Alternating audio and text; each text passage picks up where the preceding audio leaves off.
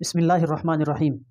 सरकार दो आलम सल्लल्लाहु अलैहि वसल्लम की खिदमत अक़दस में एक औरत हाज़िर हुई और अर्ज़ किया, या रसूलल्लाह सल्लल्लाहु अलैहि वसल्लम, मेरे शोहर सफ़वान इब्न मुअत्तल से मुझे 3 शिकायतें हैं कि जब मैं नमाज़ पढ़ती हूँ तो ये मुझे मारते हैं, और जब मैं रोज़ा रखती हूँ तो ये मुझसे इफ़्तार करवा देते हैं, और ये नमाज फ़जर सूरज के तुलू होने के बाद अदा करते हैं।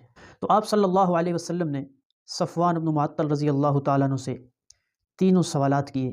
तो उन्होंने फ़रमाया, या रसूल अल्लाह, ये नमाज़ पढ़ती हैं और लंबी नमाज़ पढ़ती हैं। आप सल्लल्लाहु अलैहि वसल्लम ने फ़रमाया कि एक सूरत ही लोगों के लिए काफ़ी है, यानी मुख्तसर नमाज अदा करें।